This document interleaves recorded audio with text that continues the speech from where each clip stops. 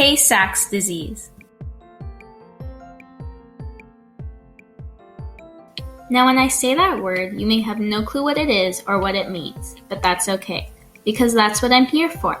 And by the end of this video, you'll be a pro on Tay-Sachs. Now, what exactly is Tay-Sachs disease? Well, it's a rare genetic neurological disorder that leads to the progressive destruction of the nervous system. It's caused by a genetic mutation on the hexa gene that controls the accumulation of lipids or fat in the brain. Tay-Sachs is named after Warren Tay and Bernard Sachs. Warren Tay was an ophthalmologist that first noticed the red eye spot common in Tay-Sachs in 1881. Bernard Sachs was a neurologist whose work provided the very first scientific description of Tay-Sachs and noticed that most cases were of Eastern European Jewish origin. Tay-Sachs affects 3 of the major body systems, including 1. The nervous system, where it progressively deteriorates nerve cells, the brain, and spinal cord. 2. The musculatory system, where we can see the muscles weaken and make activities harder to keep up with. And 3. The respiratory system, where a buildup of phlegm results in more frequent lung infections and more trouble breathing. There are 3 different forms of Tay-Sachs disease. 1. Infantile, 2. Juvenile, and 3. Late onset. The first form is infantile. Symptoms are first noticeable when the baby is 3 to 5 months old. Some symptoms include muscle weakness, muscle spasms or myoclonic jerks, and increased sensitivity to noise and light. As the baby gets older, symptoms continue to worsen. When they are 6 to 10 months old, their motor skills weaken, their brain deteriorates at a faster pace, their muscle growth is very slow, they often experience seizures and have a difficulty swallowing. The second form is juvenile. The first symptoms can occur any time when the child is 2 to 10 years old. Some symptoms include clumsiness and lack of coordination, they can't control their body movements, vision disorders such as red spots in eyes, loss of intellectual skills such as speech, less responsiveness overall, and the optic atrophy deteriorates, which is the nerve that carries impulses from the eye to the brain. The final form is late onset. These symptoms can occur at any time during adulthood and progress extremely slow. Some symptoms include clumsiness, various mood changes throughout the day, muscle weakness, tremors and muscle spasms, seizures and lack of coordination, memory failure, paranoia, and hallucinations. Genetic cause.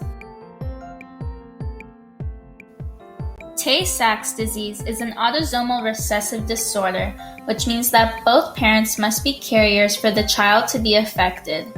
It is caused by a genetic mutation located on the hexa gene on chromosome 15. The hexa gene provides instructions for making beta-hexosaminidase A, which is an enzyme that plays an important role in the functioning of the brain and spinal cord. It also aids in breaking down toxic substances.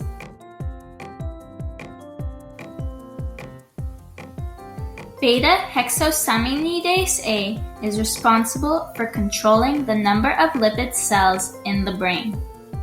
The accumulation of lipids in the brain is what causes the destruction of the nervous system.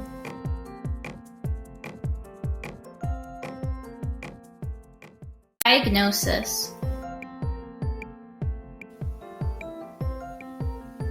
There are 3 main ways that Tay-Sachs is diagnosed. Number 1 is blood tests, number 2 is molecular genetic testing, and number 3 is prenatal. The first way is through blood tests. They use blood tests to check the levels of hexosaminidase, which is reduced in those with Tay-Sachs, and can determine if individuals carry the recessive gene. The second way is molecular genetic testing. This detects mutations in the hexa gene that causes Tay-Sachs.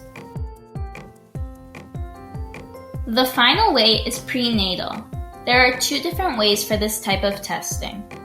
Number one is amniocentesis, which is when they take a sample of fluid from around the fetus and test it. Second is chronic villus sampling, which is the removal of tissue from the placenta and genetically testing the sample. How is it maintained and prevention? When a couple is planning on having a baby, they are encouraged to get genetic testing done to learn about their chances of their child being affected by TAY-SACHS.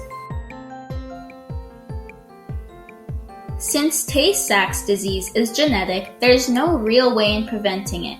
Couples can only get genetic testing done and learn about the risks and chances of their child being affected.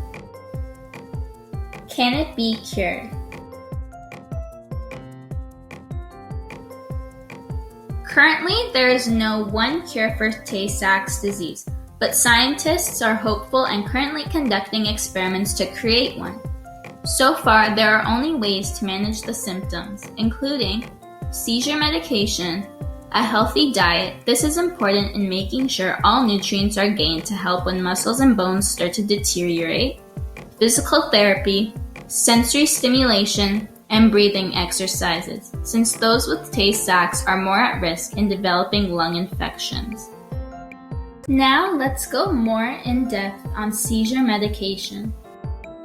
Since TAY-SACHS mainly affects the nervous system, those with TAY-SACHS frequently experience seizures. Doctors will usually prescribe anti-seizure medication to control the frequency and severity.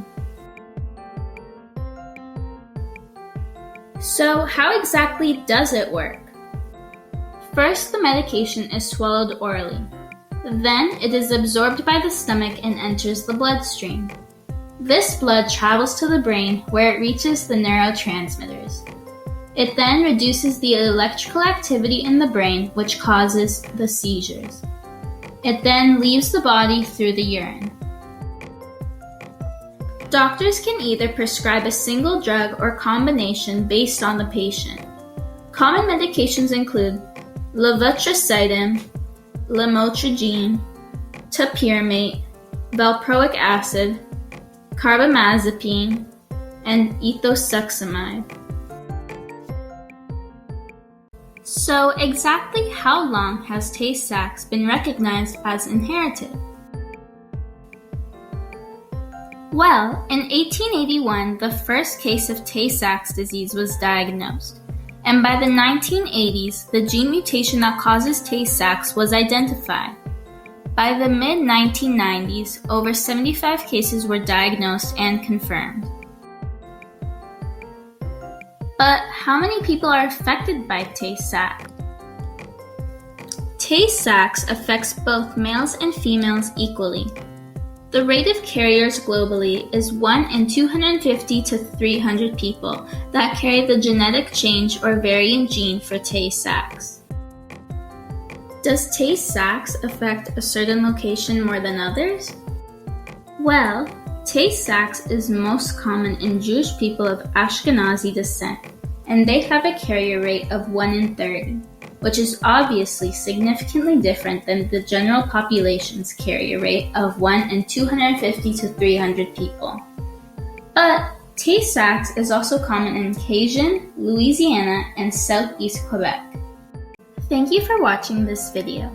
I hope you learned something new about this very interesting disorder also known as Tay-Sachs disease.